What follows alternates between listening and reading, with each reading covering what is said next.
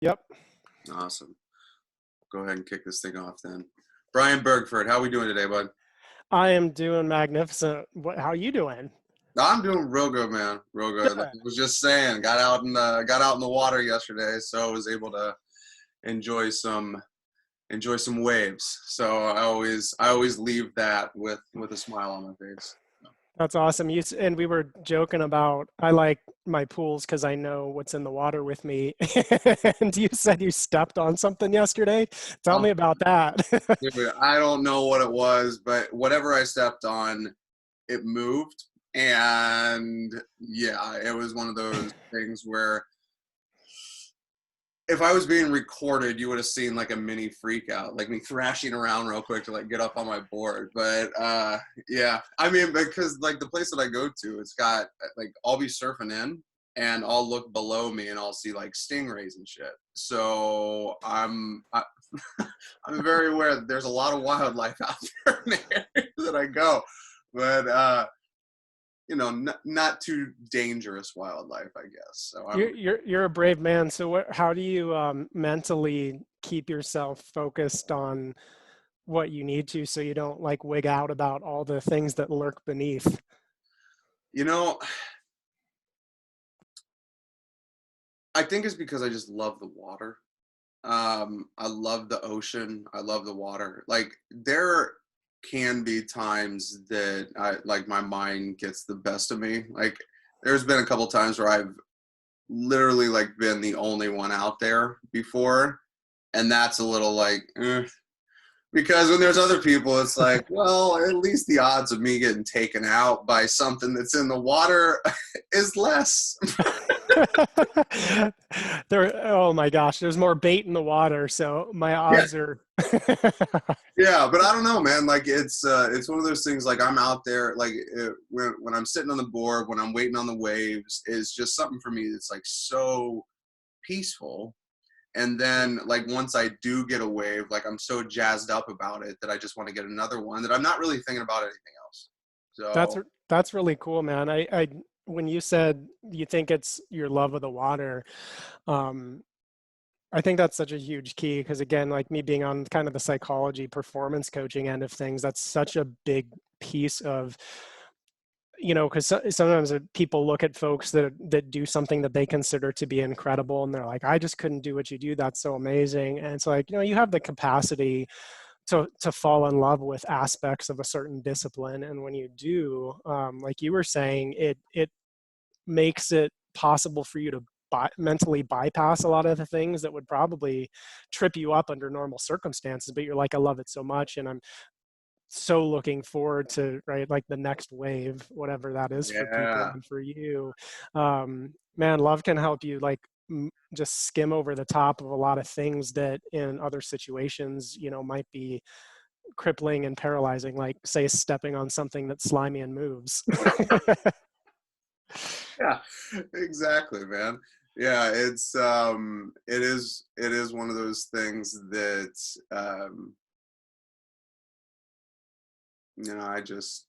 I had always wanted to try.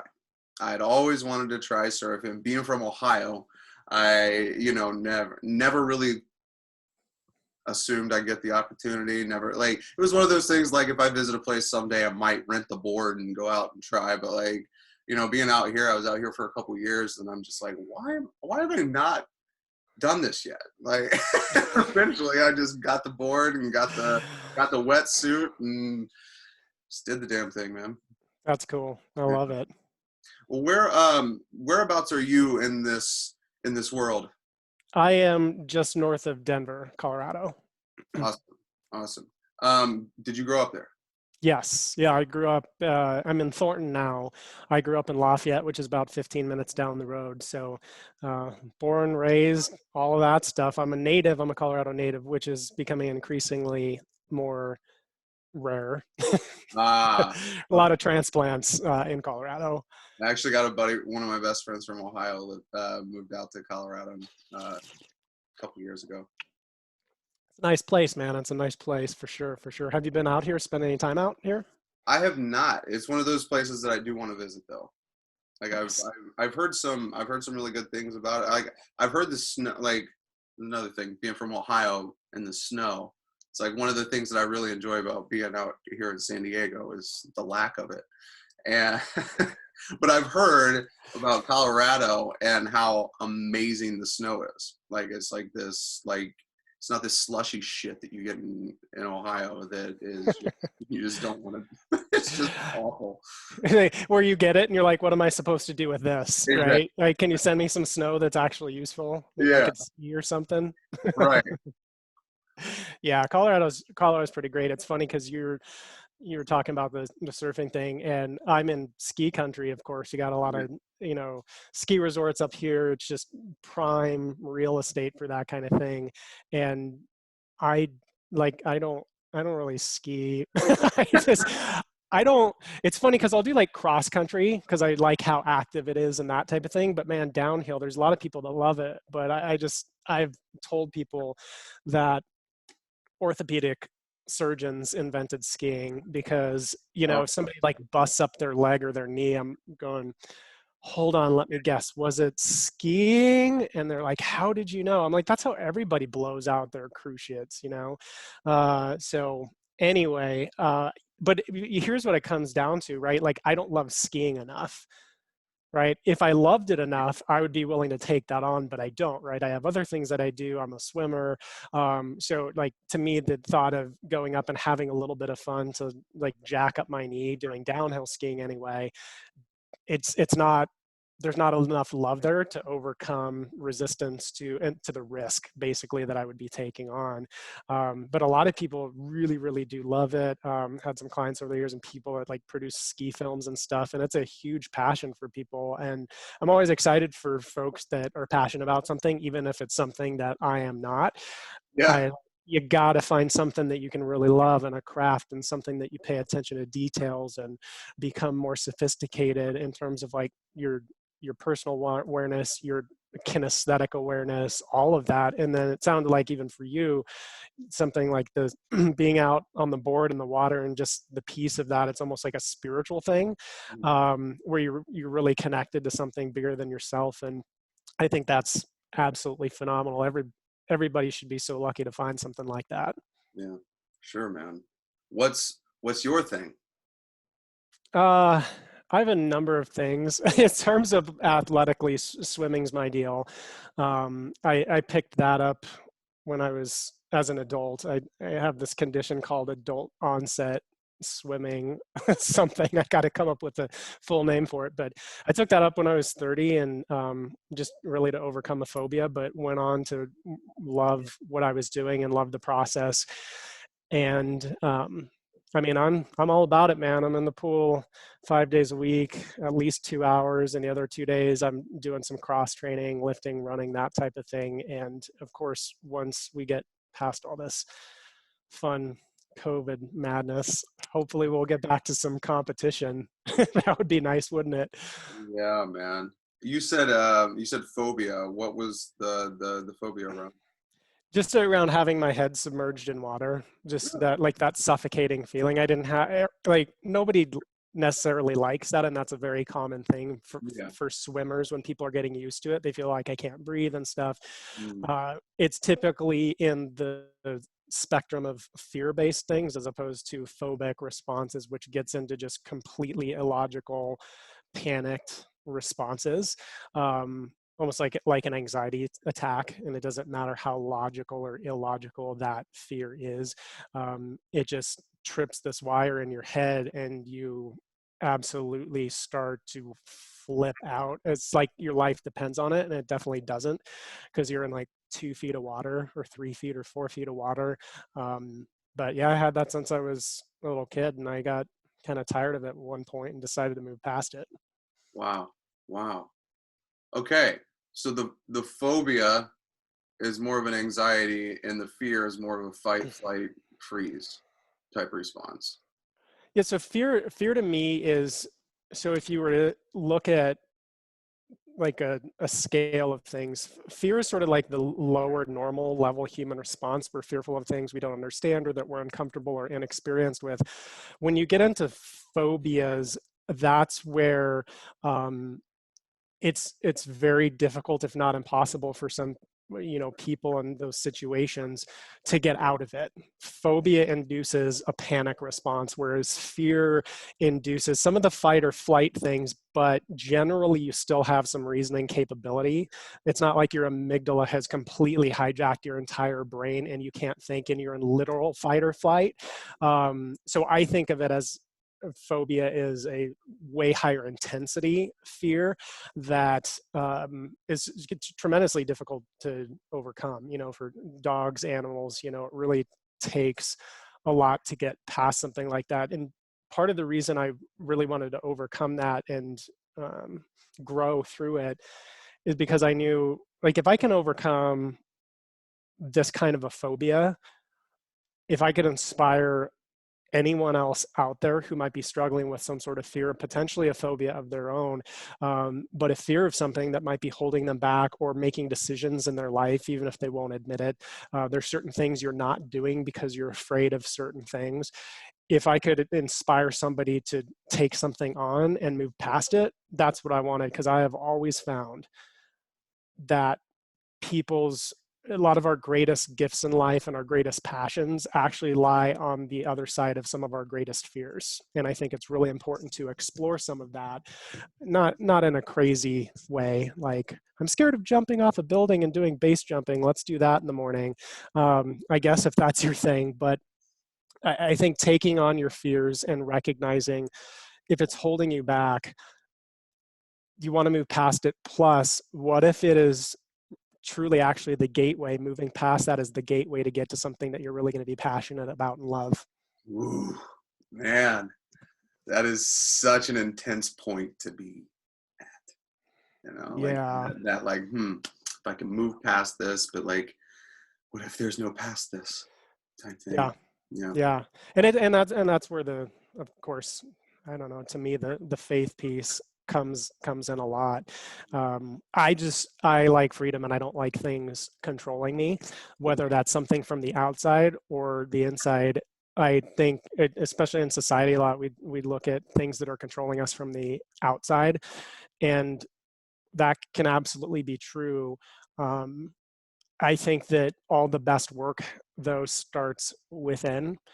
And if we feel really trapped inside, a lot of times what happens is we can't, and a lot of this happens at a subconscious level. So it's not like somebody's consciously thinking through this process, but if there's stuff going on inside of us that makes us so uncomfortable, we will oftentimes put it out in the world, and we will find it in the world so we can fight something in the world, or something that's going on, or an injustice or whatever, when in reality it's just reflecting back something that's within that we don't want to deal with. And so we go out and try and make other people change instead of like truly looking within. And I've run across this with some people that I really truly love that are great friends and things, but they've told me stuff like they don't like meditating. And it's funny because some of these people I've dipped down a little bit more of like, why is that a problem for you? Yeah. And if you really get into, again, some genuine conversation with them about it, you start to peel back the layers, and they start to acknowledge they're scared of what they're going to find if they look too far within. And so as opposed to actually looking at it and dealing with it, it just sits there and it festers until something in the environment triggers that in them, and then they flip out and they act like it's the environment. I'm like, but you're the one that got triggered, right? That's you, right? That's something to deal with inside. And I'm not saying that things don't happen in the world that are inappropriate. I mean, my goodness gracious, I don't even think Right. we need to talk about that point, but we can't control that. And oftentimes what we're seeing in the world is exactly what's going on inside of us that we cannot consciously bring ourselves to deal with. Yeah. Yeah. There's microcosm, macrocosm type shit that's going on, man, and you can see it everywhere. Yep. But before we get too deep into this, like, I think this is a good time to find out what it is that you do. Oh, sure. Yeah, I specialize in peak performance coaching, executive coaching for athletic professionals, basically. So mostly working with business owners, entrepreneurs that are athletically inclined, not necessarily competing currently, but kind of come from that pedigree and that background. As somebody myself who's an athlete and a business owner, entrepreneur, right?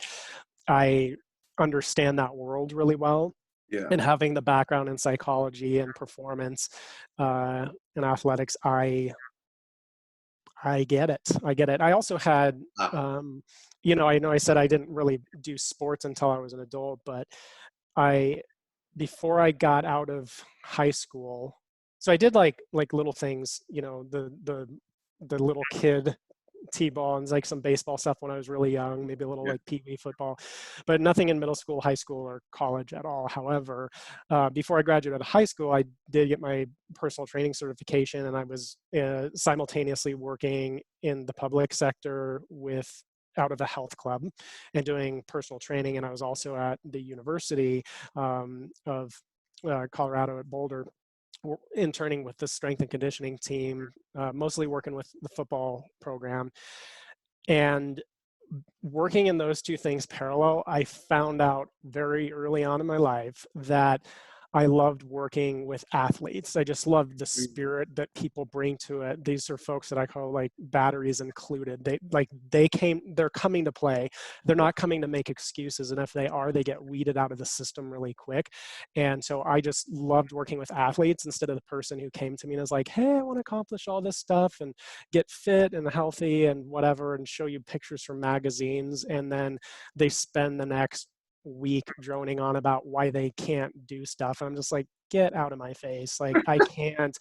There's plenty of people that service that community really well. Like, Yeah. I can't freaking handle it. So Right. I really focus on high achieving top performers who already have a lot of success achievement, but it's leveling up and getting that extra edge that is a lot of times so difficult to do when you're already at kind of a super high level. That's the kind of puzzle I like to solve. Wow. That's pretty cool, man. Is this a path that you could see starting in college, or is this something that developed later in life? That's a great question, because it was very sort of roundabout. I mean, obviously, in hindsight, looking backward, can't we all see like the common thread or the golden Oh thread, yeah. Oh yeah. right? Like Yeah. woven throughout, and you're like, that is so freaking cool. But when you're going through it, you're like, my life is awful. Oh my God. So freaking true, dude. So Oh true. man. And it's helpful to remind ourselves of stuff like that when you're going through crisis, and like sort of as the world being in sort of a shared crisis, even though we all have our own variations of how like situationally we're positioned different. But man, to keep that kind of perspective and look back on times in your life that you've come through and like look at that thread, for me, kind of how I got to where I was.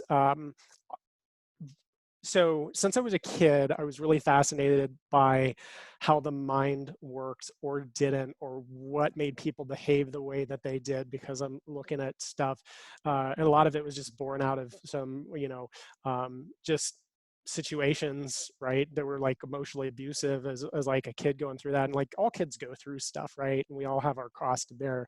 It's just like that was mine, and it was at the point where I just remember many years as a kid just basically being like very suicidal and hating myself, but then also trying to figure out like there's got to be a way out of this, and like why do people act the way they do and treat others the way that they do, why do I act the way that I do.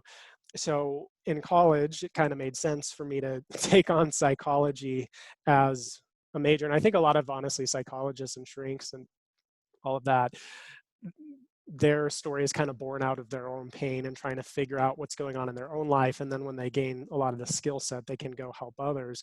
But yeah, so I went to college, try and like figure some things out on the psychology end. Really enjoyed that. And it just, as things happen. I also had a gift for working with dogs and like behavior and training, rehabilitation stuff. And my wife over the years kept being like, you know, we should open a daycare. And I'm like, we're not opening a daycare. There's no way. Like those places, I was just like, I can't even watch what goes. And this is just where I was at the time, Yeah. because I was looking at it through a behavior and a pack work perspective. And I was unbelievably petrified by the lack of sophistication, and people were putting people's animals together, and like crap can happen anywhere, right? But a Mhm. lot of the things they were doing, I'm like, you have no idea what's going on. So I was like, why would we open a daycare? And she's like, we could do it different. We could have a behavior center, which is what it evolved into. So we opened like a daycare boarding facility, and then I had a separate training and behavior rehab company for dogs, and built those things up, and eventually started to lead a team and get management in place. All the while, I always loved coaching the people. I wrote a book called Transformational Dog Training, which is really like a self-help book specifically for dog owners, and how their personal health, their energy, their way of being impacts their dog's behavior and a lot of things that they're seeing in the house, and then how to address it in themselves where it's pertinent. So I always loved coaching people, honestly, more than training dogs. And as I got management in place that was able to basically take over a lot of the operational functions and kind of stepped into more of a mentoring leadership role, which I'm much better at than managing. I'm like, I tell my managers, I'm like, you guys are way better at this than me. I can squeak through it barely, but it's just depleting for me. So I love leading and mentoring. And when I got things up to speed there, I wanted something purpose built to work with, you know, athletic professionals, like I said, and to really go deep with people on their psychology and creating great performance, whether it's athletics or business or the business of life.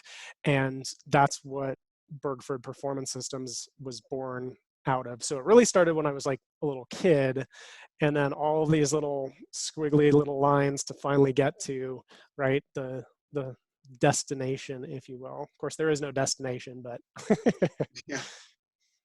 What parallels have you drawn between dog training and human training? well, it's interesting you asked that, because when we were talking earlier about people seeing things out there that like drive them a little bit crazy, Mhm. um, when like I really do not, I very seldom train dogs. Very rarely does somebody come to me with a dog where I'm like, ugh, okay, you're gonna need a professional, somebody with the finesse and the nuance to be able to like work through this issue, because your dog is a piece of work. And that does come up once in a while, but to be honest, it's really most of the time getting the people squared up in their communication, how they're interacting with their dog, how their life is set up, what they're doing to create and promote enrichment for them. So it really boils down to how can you be a better excuse me, leader for, you know, the dogs, or the dog that is in your care, to create the kind of change that you want. And when I get into, really, that's always been my thing, is like coaching, like I'm going to coach you on how to train your dog. That was the way I did it, right? Gotcha. And as people go through that, they start to say things like, wow, I didn't know there was like so much involved here, and oh my gosh, this is about training me. And I'm like, yep, your dog's going to be fine if I can coach you on how to get your stuff squared away. Like your dog is going to only benefit from it. Wow. Like if you could, oh my God, the type of shit that could shift if we started looking at pet ownership as a leadership position. Yeah, and you know, that's one really interesting thing, that whether or not, people like him or not, Caesar Milan really brought a lot of awareness to that piece of it. So I think no matter what side, whether you love him or don't love him, um, he's a pretty exquisite handler, and was able to create a little bit of that shift in mindset to looking at the people side of the equation, as opposed to, here, I'm going to send my dog to a trainer and like fix my issue. It's like, this is a living creature who's in a system and a family. This is not a car. I'm not a mechanic. Yeah. Because once Caesar leaves, if you haven't changed anything with how you're approaching the situation ain't going to change. Right. And then the question becomes, do we, and there's a broader message to this, when Caesar leaves and it's no longer working, is it, well, like, he didn't fix our dog, or like we didn't get our poop in a great Oh my God, yes. you know? Yeah, yeah, because that would be the the frustrating thing for me when I would watch that, when I would start to see, like, some people be like, "Well, I had no idea you could just be the person that tells them what to do." And you're just like, "Oh, man. Okay. How do you think this relationship works? That you get the dog and then it goes, I know what's going on here. I'm good." I'm good. I got this handled. And you know what's funny about it is, so this ties over into parenting roles. Sometimes people get a good first dog or they get Yeah. their first good kid. And I always like tell I don't want to say it this way because I don't want to like discourage people, but if I can politely suggest that it might be a trap to, to have them procreate again, right? To get another one. Like you're lucky you wound up with a kid that basically you guys connect well. You're in Yeah. alignment. You can your styles of communication, they gel. And then you get, you know, some dog or some kid that's like off the deep end and you just like, I don't know what's wrong with this kid. They won't listen to me. I'm like, it's, you know, this is the whole thing of there's no bad teams, there's only bad leaders. Mm, Now, I generally think that's true. I do want to, and it was funny because started listening to the audiobook Extreme Ownership. So it has this theme going on in my head right now that, you know, there's no bad crews or there's no bad teams, there's only bad leaders. I, okay, I get it. Um, but as with all sort of axioms and things that are accepted as wholly true, there's exceptions to all of that, right? Like I've been in people's homes where you know, like the dog thing or whatever, and they go, it's me, you know, I just don't know what we're doing wrong and all of this stuff. And I'm like, great, these people are taking responsibility. That I can work with. You know, it's yeah. the people that are whining and complaining and, you know, you wouldn't believe what my dog did. I'm like, no, I wouldn't believe what your dog did because I haven't been doing that for over a decade and I've never seen anything like it. But go ahead and tell me what I wouldn't believe. And they're like going through this laundry list of things. And it's just, sometimes though, people that take a lot of responsibility with, you know, in that case their dogs, I'm like, I'll tell them if I have a good enough relationship.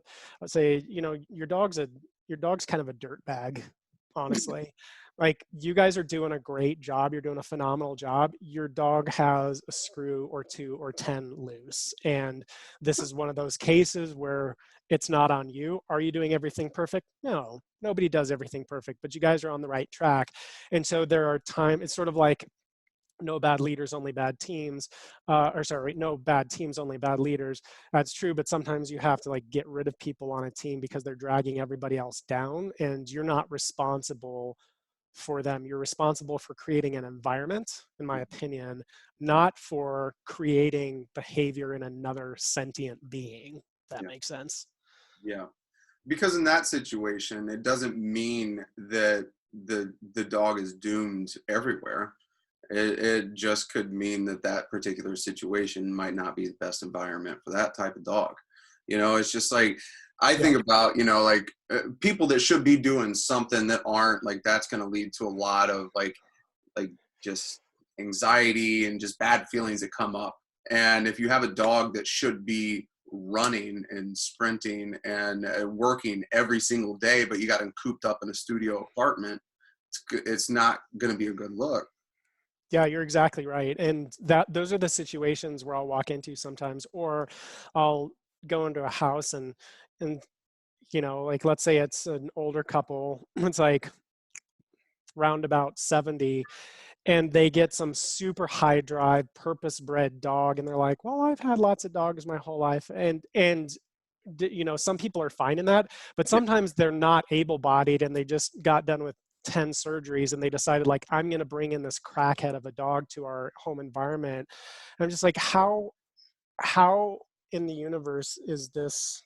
And then I'm like, don't judge because now you're being a jerk, right? But I'm thinking to myself, how in the universe would this ever come to mind as like a remotely intelligent idea. You can't fulfill the drive and the like what that creature actually needs.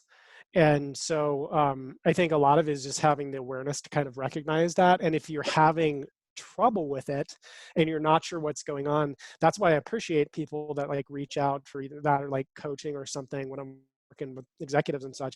But if you are a winner and you're a go-getter and you're doing everything you know how to do, and you keep bumping up against a wall, typically type A people are like, I'll just figure it out, and they keep going. And I would just suggest that that's a great way to lose a decade of your life. Yeah. I have had mentors and people in my life that came in and gave me a different perspective. They got another set of eyes on things. They told me something that was going on that I never would have, those times where like, that makes so much sense. I never would have thought of that though. But Yep. now that you say that, it's like, oh, Yeah, epiphany. for Yeah. sure, man. Yeah, it's amazing what you don't see in certain moments. Yeah. And the blind spots that we all have. Mm. Yeah. And it's not, and again, if this goes back to some of those people that really do take ownership of things, Mm. if you're inclined to do that and take a lot of responsibility, it can get into this sometimes unhealthy cycle where it almost becomes self-flagellating, right? Where Yeah, you're just like beating on yourself and like, why don't you get it done? And your solution is just put more pressure on yourself, or like put a tighter deadline, or like tell all your friends you're going to do it. I'm like, your crap is not working. That doesn't mean you're not a good person. I like, my crap doesn't work a lot of the time, and I've got to search and try and solve the problem myself, but also ask for some help from people that can give me some wisdom, outside perspective, qualified people, not just like anybody, not your family, not your friends necessarily, even though you love them.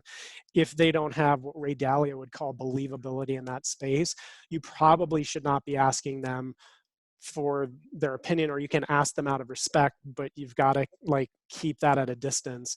I think it's so important for hard charging type A personality people that are used to solving problems, and the ones that are leaders and supposed to have all the answers, recognizing as a human being, I do get a pass to go ask for perspective and help, and to sharpen my mind with the minds of other people instead of trying to just go it alone. yeah, yeah. This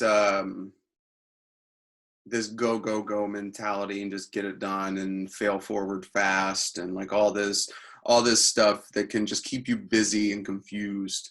Like to me, that's just that's like on a similar side as the people that are just can't get past their initial thoughts, that are just like, well, like I don't want to do this, or I don't want to do that, or this is coming up. The excuse people, it's like you have like the extreme excuse people on one side and you have the extreme ownership people on the other side, but they're both like struggling big time, and it's for very different reasons. And I think it's very important what you talked about with awareness, because until you figure out what's making you tick, like you could be on either side of the spectrum, but you're not going to get out of it unless you have some awareness.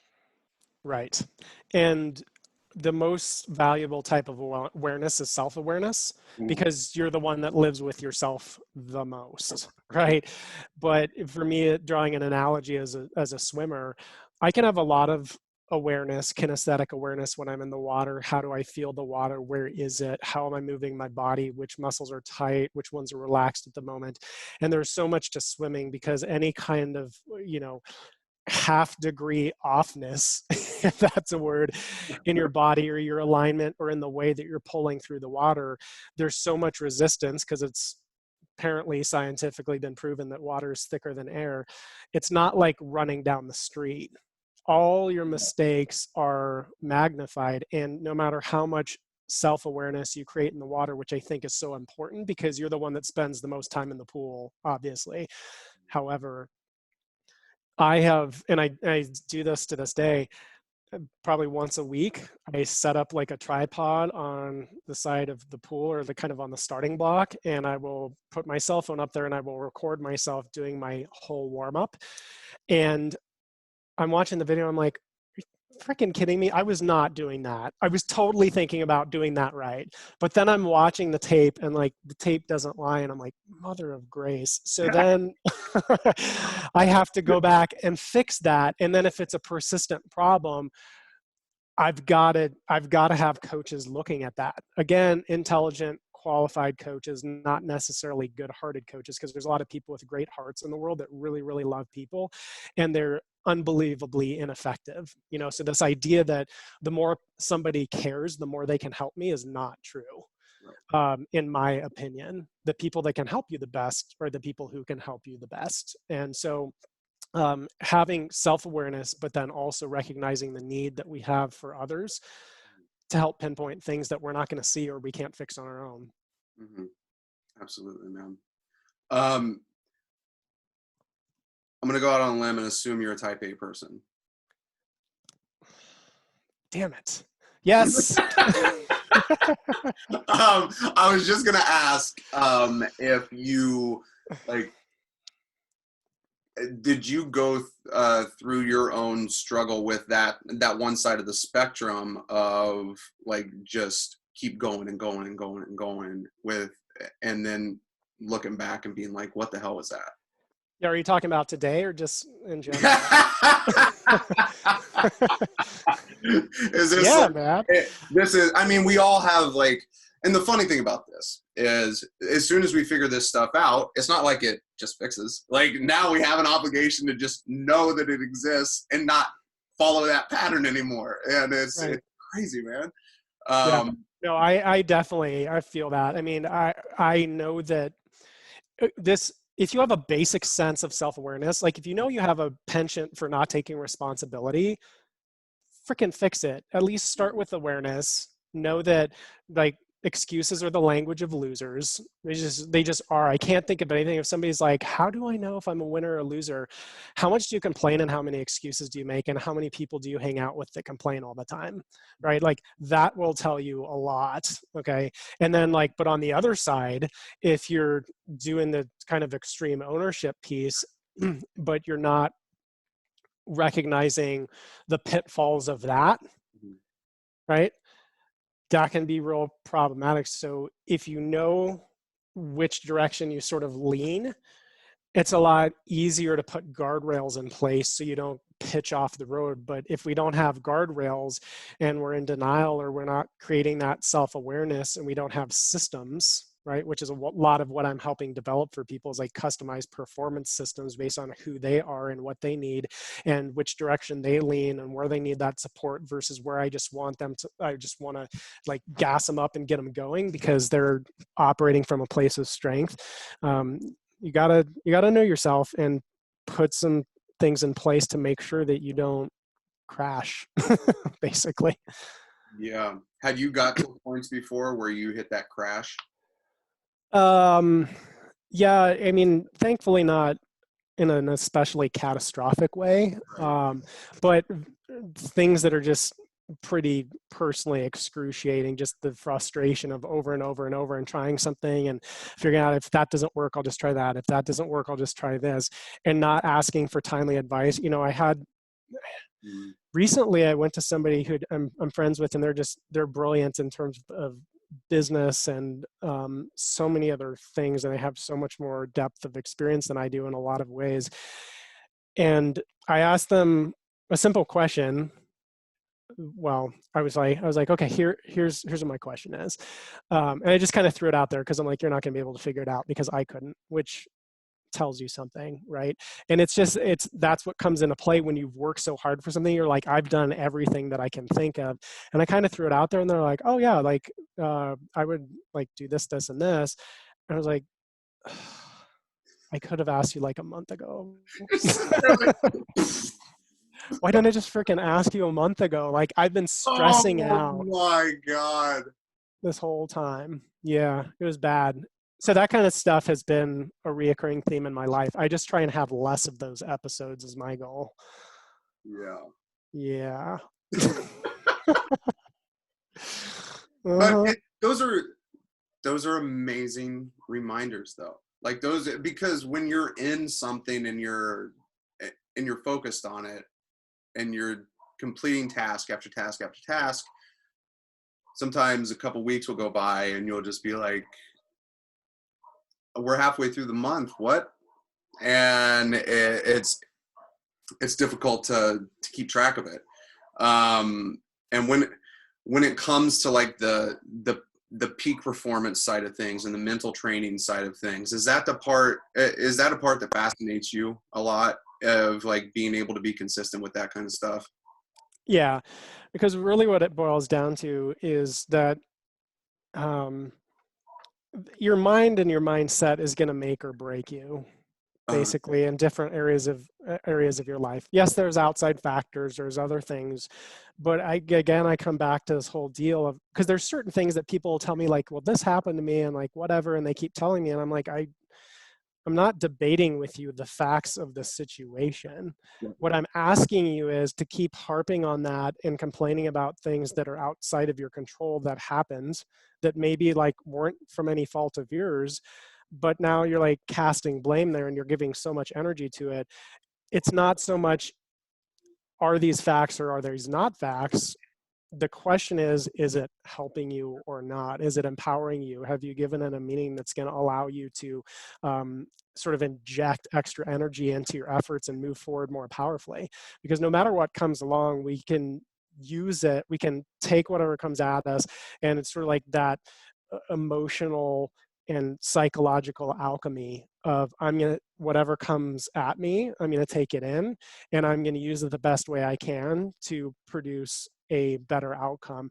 So I'm fascinated by that stuff, because particularly when you get to dealing with high and elite performers, mm, uh, that's what separates the men from the boys and the girls from the women, right? Is that mental aspect, because you can have 10 people lined up in a sport that are all equally talented, that train equally hard, and two of them or one of them is going to really have an outstanding race or competition, and the others are going to screw themselves over. They're going to get caught up in their head. They're going to choke. They're not going to have the mental skills and the mental training in place to give them that extra edge that's actually going to take them over the line from a competitive standpoint. If there's one thing, listen, if you're talking about people that are exceptional business owners or exceptional athletes or just exceptional people, they're working hard. They probably have some level of self-awareness, right?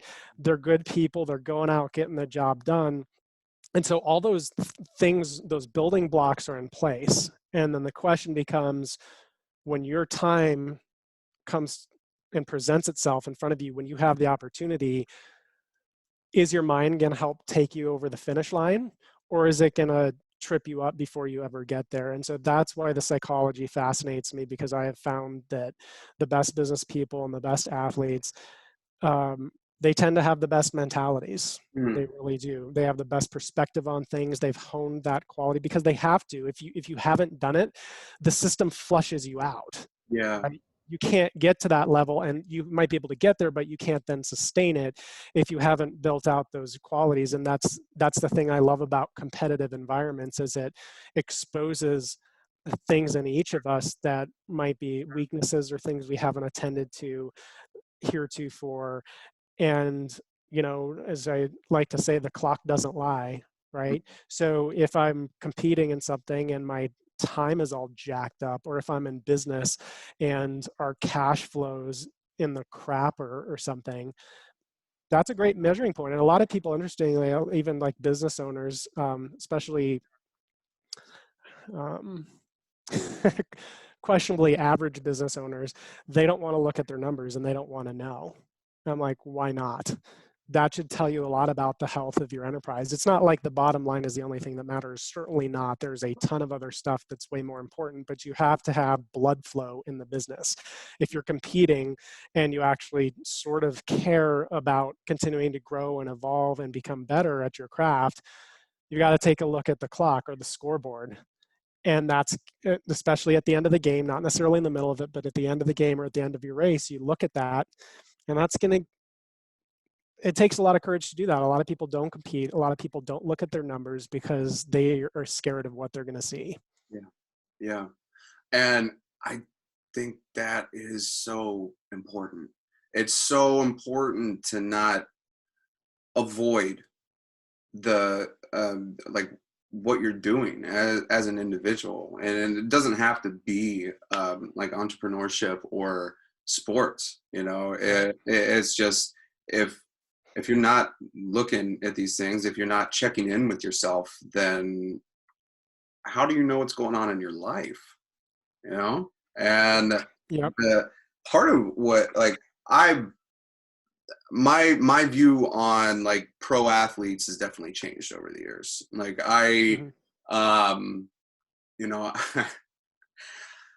unfortunately there was a time frame where I was doing like the armchair quarterback thing, where I'd be watching people on TV and be like, man, I could have made that pass, or I could have made that catch and shit like that, without just sitting at the bar drinking the beer, eating my wings. Like this like I'm the person that's like, oh yeah, I could have done that, type thing. But it's I've had the opportunity to talk with professional athletes. I've had the opportunity to be around people that are, higher performers.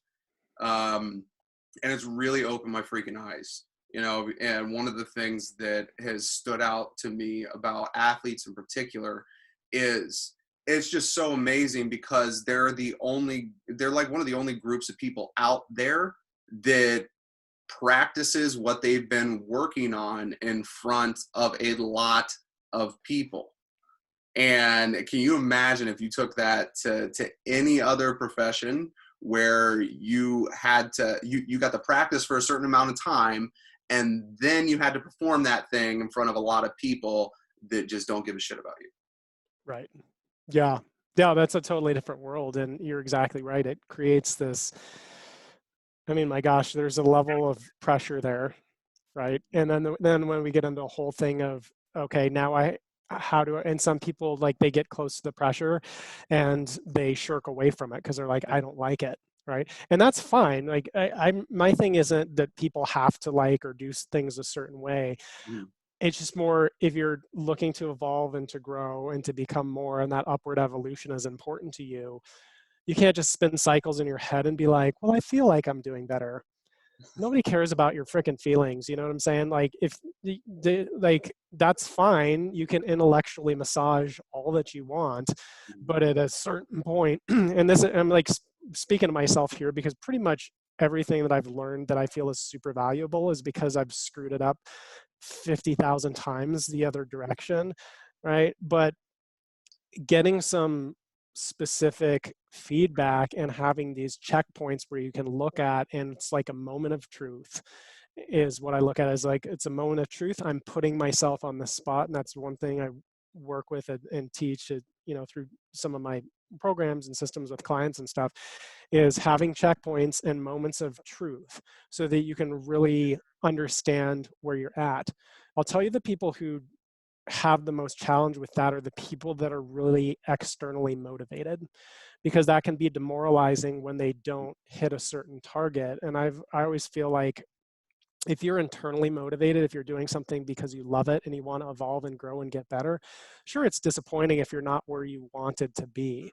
However, that it doesn't put out the fire that's inside. And I think that's the difference, right? It might be a cold splash of water to wake you up a little bit, but it just gives you even more fire to go out and make the adjustments that you clearly need to, because you didn't get the results you want, so that you can hit it the next time, like hit that objective, that target, and make it what you want it to be. Yeah. So how do you get internally motivated?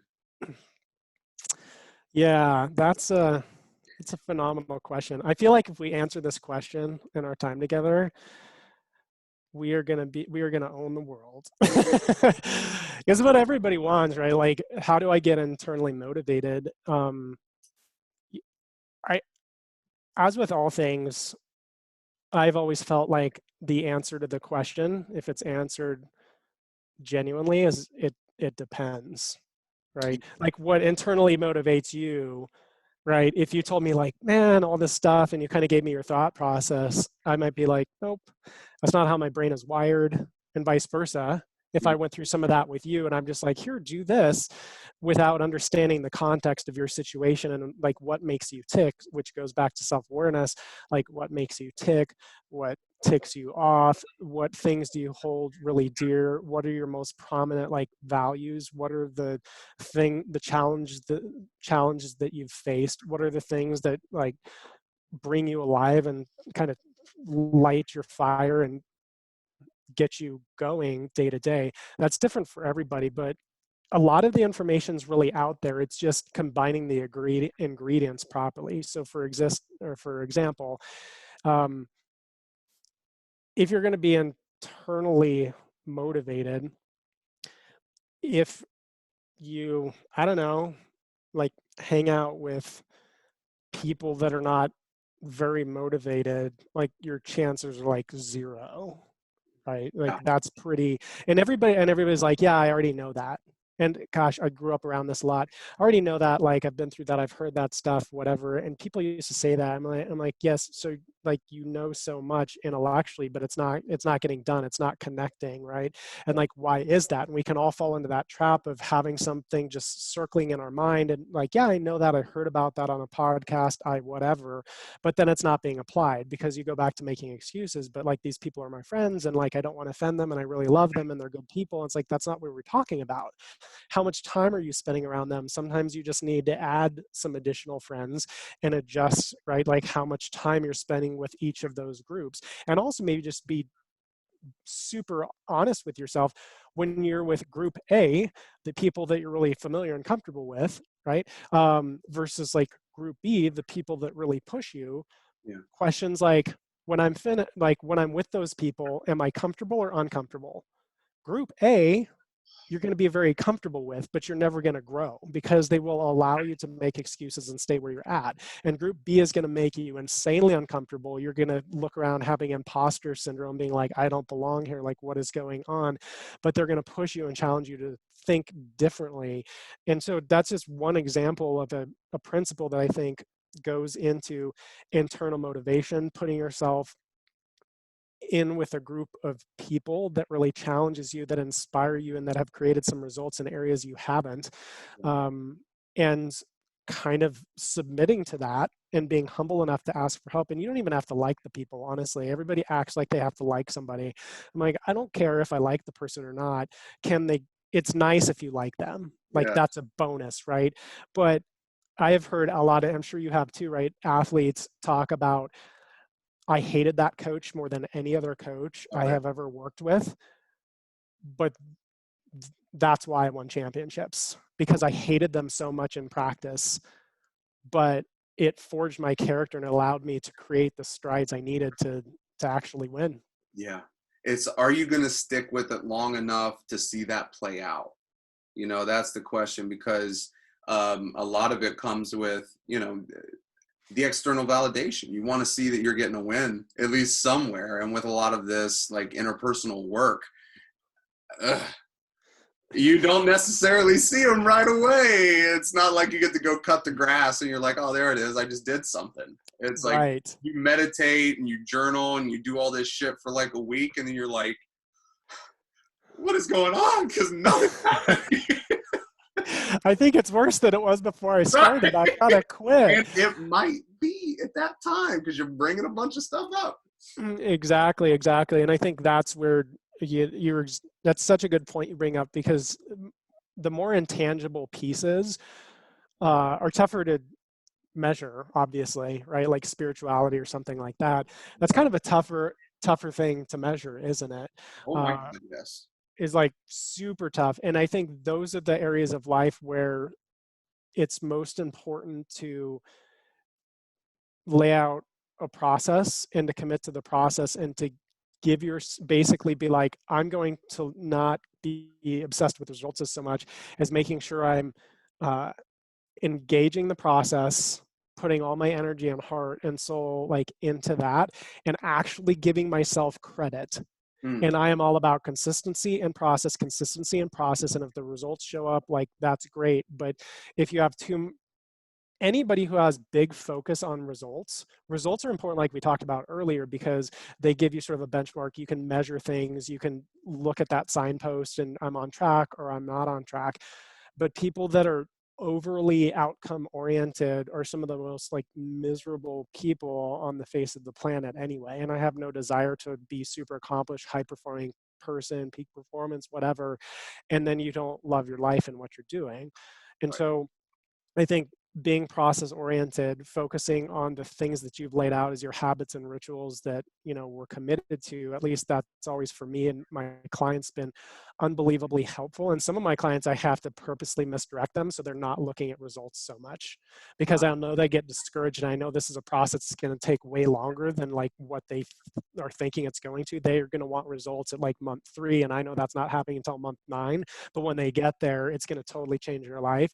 So sometimes you have to purposely misdirect stuff like that. And this is where it helps to have a trusted advisor or guide, somebody in who's really truly has your best interest at heart and is in your corner, Mhm. that can help refocus you on the things that are important. Because any of us left to ourselves, we're going to look around and be like, I'm doing all this work, where's the payoff? And that can get discouraging real quick. So Yeah, definitely have felt that before, and it's a real thing. Like I've been at points where I'm just sitting there like, God, I just need a freaking win.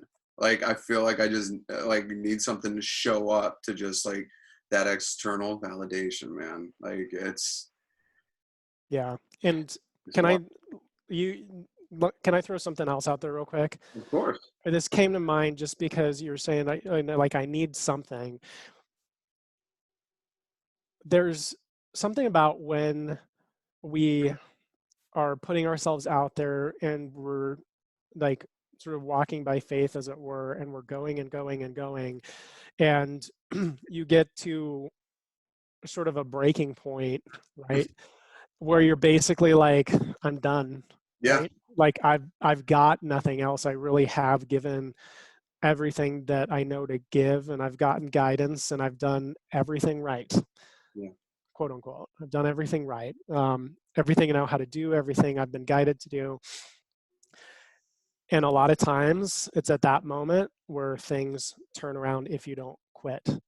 And in Mhm. my opinion, the whole point behind that is to show that we need something bigger than us. We need grace in our lives. We're not going to get to where we want to go just pushing and doing everything right and following like the world's systems and rules. We need something bigger than us. And if you don't need something bigger than you, I would propose that maybe you're not setting your sights high enough. If it doesn't scare you, if it doesn't have you way out of your element, out of your comfort zone, and something that you feel like this is almost going to take like a miracle at some point, right? Uh, Maybe set your sights a little bit higher, and then just expect you're going to have those moments where you just kind of like it brings you to your knees and you're like, I got nothing else to give, right? And it's like you're almost on the cusp of giving up, but you're like, I'm going to walk to the next mile marker Yeah. or crawl or drag myself there on my bloodied forearms or whatever needs to happen. Um, and then all of a sudden, something comes out of left field and Mm. shows up in your life and things start to shift. So that can be really a test for all of us, I think, in how bad do you want it, Mm. A, and then B, if you will let go of it, I will help you go the rest of the way. But if you hold on to it, like I can't help, right? Because it's still under our control. So I think that whole letting go process is really important. I think is that it's a Eckhart Tolle book, right? Letting go, important stuff. But letting go is, oh my God, man. There is so much around expectations around something, and then just being able to look at that same thing and be like, my expectation is that I'm not going to expect anything.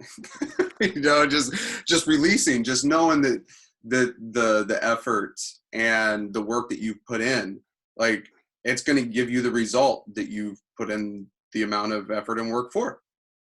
Yep. And expectation to me So this is going to sound really weird. Like, I really work on having super low expectations in my life, Mm. just through and through.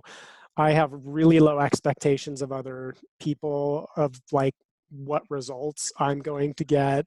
Like, even if I'm feeling good one day and yeah, I'm like, you know what?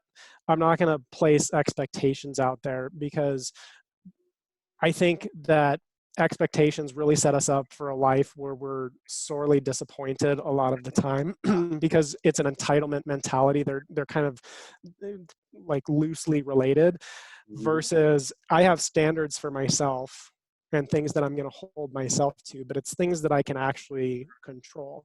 If I have an expectation of results, that's like, well, I deserve this. And like, that's so much of just the mindset that gets us into, it's that slippery slope of into a victim mentality of like, I've been doing all this work, how come I'm not getting the result? Like, whatever. Yep.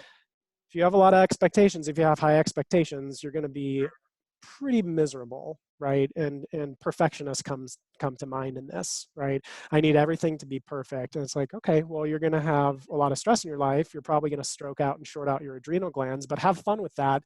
Meanwhile, it's okay to have standards that you hold yourself and other people, especially if they're employees or teammates, that you hold them to.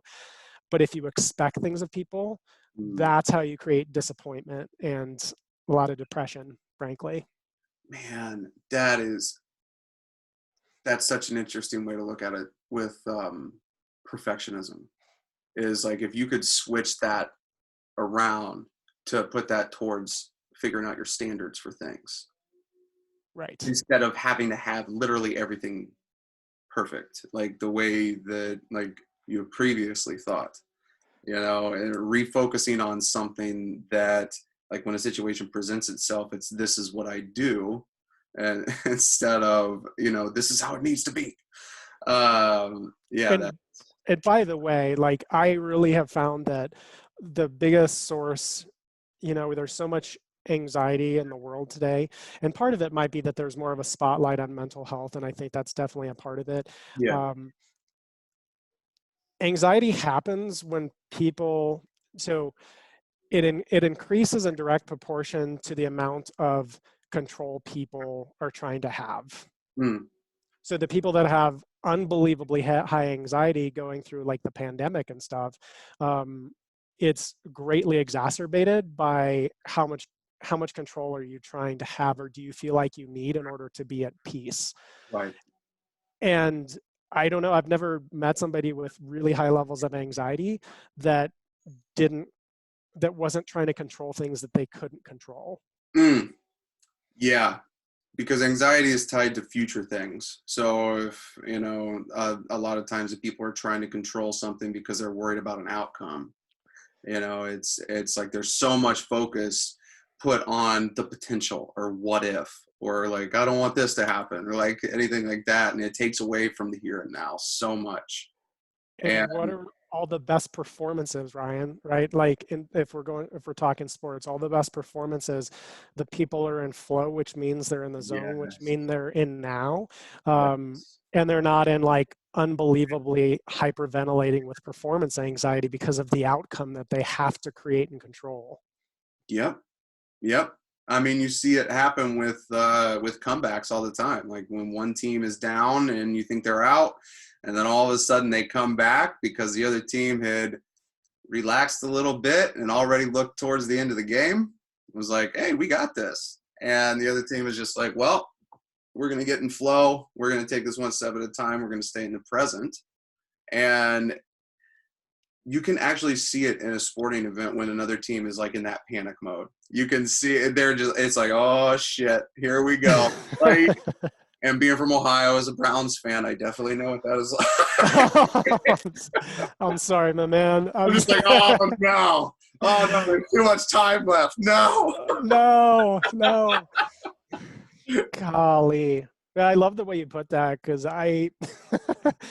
when you vacate the field of life by projecting yourself out to the end of something that you're currently engaged in, you've left Mm, the field empty for the other players to come in and take over, wow. Yeah. right? And it was when you said it like that that it like sparked that in my head. It's so important. And I do like a lot of the focus on like mindfulness and things like that to help people really get into that place. And then you have to strike that balance between mindfulness and like being in the present, but not using like, I'm just being mindful and spiritual as a big freaking excuse to do nothing with your flipping life. Like that drives me up the flipping wall. And I know that's like super opinionated, might seem a little bit like upsetting or mean or whatever, but if you're really the the greatest spiritual game is life itself, Yeah. right? Like all the kind of stuff that comes up day to day and the way that like you just want to unload on somebody and you're like, how can I actually express love to this person? Like, yeah, rein it in, and like extend myself and give to them even when like I'm down and I'm hurting and all of that. So I think that balancing those pieces out, staying in the moment is so, so, so tremendously important, but not to the point where you're so heavenly minded, you're like no earthly good or vice versa. So, Yeah, man, you can't live in the the universal ether all the time because it takes away from everything that's going on right now. And I I definitely know what you're talking about with that. And it's there's some times where you run across people and you're just like, oh, you just want to be out there. Like you're just out there and it's like universe and it's this and it's that and we're all connected and it's like great. Yes, like I can see that kind of thing. But if you're using that as like a scapegoat to where you don't have to look at anything in reality and it is just like love and light and that's it. Like I think that's where it kind of goes into anarchy a little bit because yeah, it's a detriment at that point because it's all it's doing is making things more confusing because you're going to have moments that come up that don't feel right, that you're just like, well, this doesn't feel right in the here and now, but love and light and like I gotta project out here, and it's like, well, you might just want to sit with that thing for a minute so you can understand where it came from. yep, absolutely. And balancing, right, like the spiritual side of things, which is really, I think, um, that's where you want to be operating from in terms of like where your energy is coming from and all of that, kind of rooted in spirit. But then there has to be like this practical pragmatic side, Yes.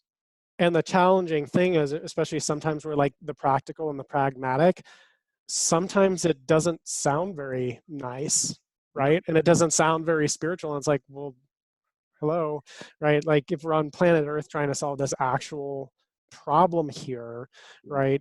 um if you're in my opinion, right, if you're rooted in like love and light and spirit, but you've really got a great ability for critical thinking and pragmatism, and not just like spewing out like that you care so much and like what you want to happen, you can find that nice balance of being able to get things done, and being able to act and be effective while still operating from a place of being, Yeah. right? It's like the being versus the doing paradigm. And when you're coming from that place of being and it's pure, you can do things really, really well, but it still takes that practical side. You still have to be skilled. You still have to be educated in whatever it is that you're, the craft that you're trying to, right? Like Yeah. if I came out surfing with you tomorrow, I don't care how spiritual I am. Well, I might meet my maker. You know what I'm saying? If I'm just like, let's hit it, let's drop in this big wave, like I'm gonna get cracked so hard it doesn't matter how flippin' spiritual I am at that point. Like I'm gonna get crushed because I don't know what the heck that I'm doing. So I think always balancing that pragmatism with like the spiritual aspect, and then understanding like what our underlying motives are as best we can tell, and creating that purity there. I think that's what really leads to inspired action. Mm, beautifully said, man. Yeah. And it's that personal awareness to know that you don't always have to do something else just because somebody said it. Like, is it like, come on, man, let's go surfing? You're like, I don't know about that today. Like, this might be a little bit better experience for you than me, but but that's the Yeah. whole point of the personal awareness. It's like, what do you find fun? It's just like, what do you find inspiring? What gives you that burst of like, ooh, like I enjoy life right now a little bit Mhm. more because I just did that. Like, Yeah. what are those things? What are those things that make you come alive, that inspire you, which is probably much different than what are the things that you like to do that make you feel comfortable, Yeah, because I right? don't I wonder about this. I wonder how many people think that it has to be this global impact type thing that you have to want to do. And it doesn't, to me. And I just wonder how much of that like stops people from that personal exploration of just being like, well, what do I like to do? Well, if what I like to do is just, you know, go on a hike once a week and spend quality time with my family, that's not enough. And it's like, well, if that's what makes you feel like life is worth living, that's what you Right. should be doing. Because if you're going to pursue something else, you're doing it because of external factors, is what we were talking about earlier.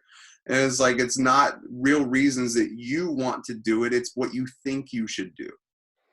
That's a great point, man. I mean, so many people are doing things in their life and they don't necessarily understand why they're doing it. They understand the surface why, but not like the deeper why beneath it.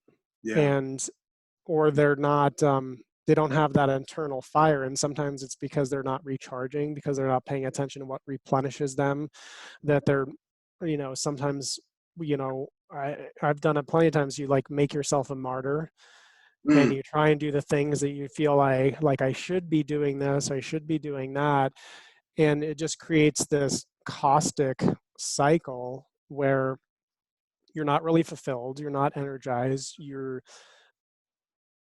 deflated, and that's no you can't change the world from that position either. And this goes back to the whole thing about like making sure you're recharged and rejuvenated, you're doing the things that fulfill you so that you're ready to go out and serve other people. But then you have to serve other people, right? It's not just about, because if it's just about us and we get stuck in that side of it and we're not extending ourselves and contributing to something larger and greater than what we are, we're going to get miserable real quick, right? Because then the pleasures of the world and the kind of like passing fancies and things. So it comes back to that balance, and that self-awareness, like you said, is a critical thing for people to have, especially the higher they want to kind of climb in life and the more that they want to accomplish in whatever area. hmm And it goes back to the importance of that you were talking about with picking the right people, because you want to do something that's going to be uplifting to other people with other people, because it feels great. Like doing things that feel good to you, that help other people, is like it's like one of the best highs that is out there.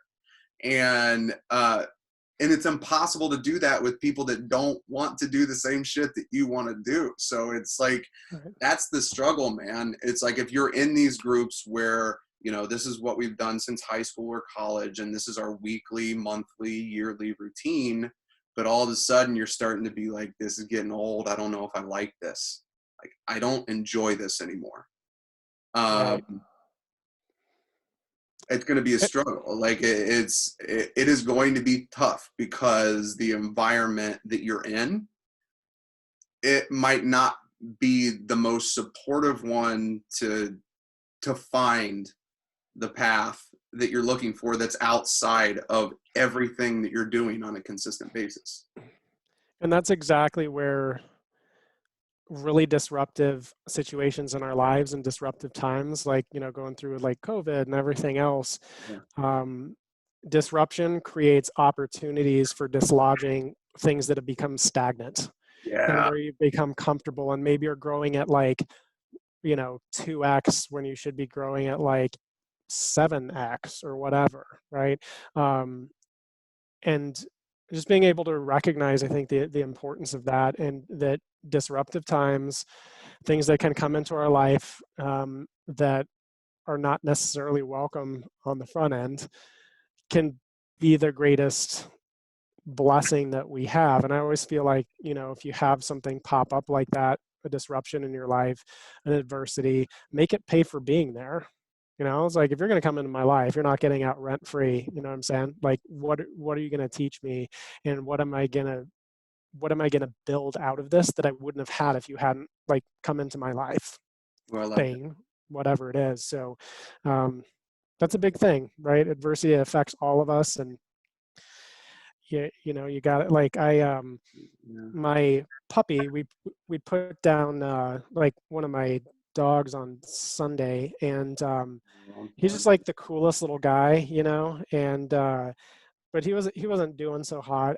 The thing of it was, there's certain things that you experience in that, like sadness, and it hurts. There's like pain that goes along with that, Yeah. and those are the natural pieces of it.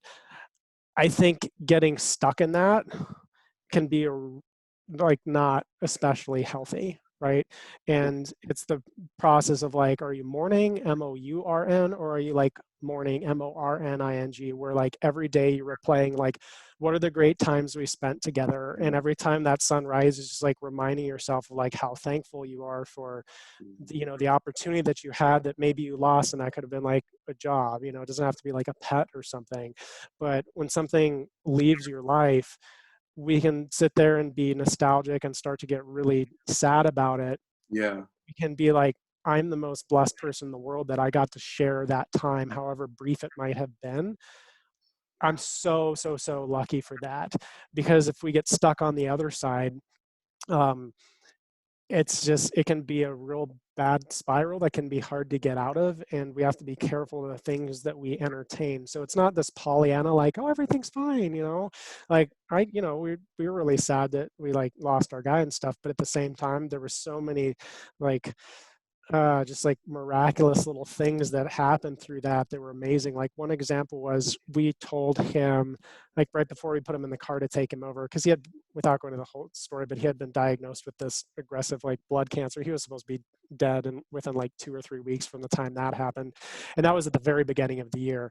And Oh wow. so he's like, what, we're like 6, 7.5 months into it, right? And he was like rocking and rolling still. But when it was time, we're like, okay, I don't want you to suffer, dude. And you know how like sometimes you just like know your animals, right? And I was like, he's done. And my wife was in agreement, like we could just tell like he's done, but we don't want to like let him suffer, right? So we're like, we're gonna do this while you're still like happy, right? Relatively speaking, even though you're having a tough time. So before we put him in the car, we told him, we're like, yeah, and all these things. We're trying to be there for him, right? It's not about us. That's about us being there for him to help him have the like best send off that he can possibly have. And we're like, you're gonna go be with God, and you're gonna be with Trinity, who was our other dog that we had lost a few years ago. So we told her like, she'll be there and you guys can play ball together or whatever. And so we put him in the car, we take him over, and we walk into the room, and they have this like blanket set out over this little pad that the dogs, right, like rest on so they can be comfortable. And he walks right over and like lays down, and it says Super Bowl 50, like champions Denver Broncos. And I think it was like 24-10. It was against the Panthers, I believe. And I was like, this is crazy, because we had just talked to him about Trinity, and we had to put her to sleep the same day as that Super Bowl, the exact same day. And to like walk into that room and have that like blanket there, and was like, okay, Wow. right. There's these like beautiful things, even in the midst of hardship, that if we let that, if we don't look for that light, um, it can radically increase the amount of like darkness that we're experiencing. And so I think it's important to keep perspective and be on the lookout for incredible things that happen. Wow. Wow. That's tough to do, and that's yeah. Sorry for your loss, man. Like I know it's a rough thing to go to through to lose a dog, and it's yeah, but it's just what you said. It's just where's the focus? I love the morning versus morning thing, because it's not that you shouldn't mourn, it's not that you shouldn't mourn a bad thing, but not even necessarily a bad thing. I think that's part of it. Like our relationship with death, we look at it as bad instead of just part of life, you know. But it's being able to appreciate, the things that you had and the things that you experienced. Like Yeah. it's It's an like, amazing thing. it is an amazing thing. It's like, what are you replaying in your mind, Yeah. like on a daily basis? Yeah. If we could like look into the minds of two people that are basically really similar situations and whatnot, it'd be fascinating, wouldn't it, to just be able to like project what they keep playing and replaying in their mind? Because like that's the choice, and right, like what are the things that we draw from, and what are the things to remember, and does it become about like, oh my gosh, why did this happen to me, versus look look how blessed I was that whole time, right? How many incredible experiences I had with that person or with that animal or in that company or in that neighborhood or like whatever it is. Um, and focus, focus, focus, hocus pocus. Focus. Oh yeah, man. Um, well, shit. Was there anything else on this one that you wanted to touch on? Like, what's on the horizon? What's in the future for you? Is there anything else that you got working on that you want to tell people about? Yeah, I'm excited about what's on the horizon, even though I don't know exactly what most of that is, right? Yeah. I have sort of like my vision for it, which I know is going to get turned into something totally different because that's how things work, right? But again, it goes back to like the expectation thing, right? Like I have standards for the work that I'm going to put in and who I'm trying to help, but not getting attached to how that actually plays out and looks, right? Like I know where I want to go, but I don't want to get obsessed and attached to a particular vehicle for getting there, right? That's where we can get tripped up. We're like, I really love this thing. And it's like, no, what was the heart and the spirit of what you were actually doing? For me, that's about coaching and inspiring people to lead inspired lives.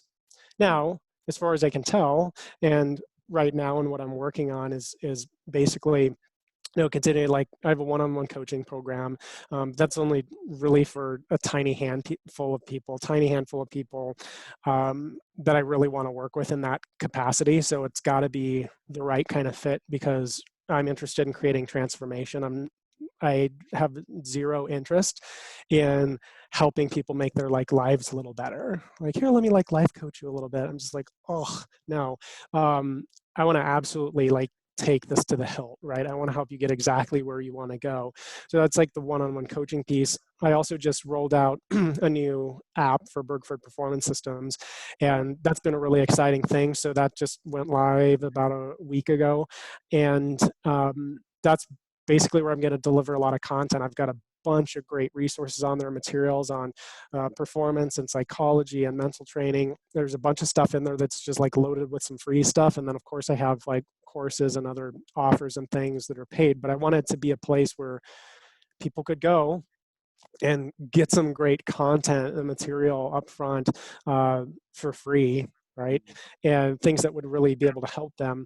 So that's a lot of what I'm focusing on right now, that and some like group coaching stuff that I'm putting together. So if I can help anybody, I think the best way to connect with me is just like go to my website, which is bergfordperformance.com. Bergford is spelled BERG like iceberg, Ford like the car company. So bergfordperformance.com. And then just like put your email and like opt into the email list because that's really where I keep people updated. I'm kind of on social as a necessary evil, but that's really not where I connect the most with people. It's the folks that are on my email list. That's really where it's at. Plus, they get like a free briefing. I think if they do that, and then I send them an invite to the app itself so they can get rolling with that. So Nice. So all the stuff for being able to follow you on social media and get in contact with you, best place to go is your website. Yeah, absolutely. Make sure you hop on the website, get on my email list so we can stay in contact. And that's really where I roll everything out, let people know what's going on and keep people up to speed, do performance tips and different things like that. Cool. Awesome. Well, thank you very much for taking some time out today to have this chat, man. I really enjoyed it. Of course, Ryan. No, I appreciate it too, man. I was super pumped to, like the first time we got to hop on the phone and chat and just walk through things a little bit. I was like, this is a good dude, man. Like, Well, thank you can just tell when you talk to some people, you're like, this is a good person. Like this is somebody for sure that like, you can trust and be around, and there's integrity behind that. And sometimes you don't get that from people. They might be nice or whatever. So I love that, like the first time we talked, that really, really, really came out. And just being able to listen to you and these conversations, the podcast that you put out, I've thoroughly enjoyed it. So the pleasure's mine, my friend.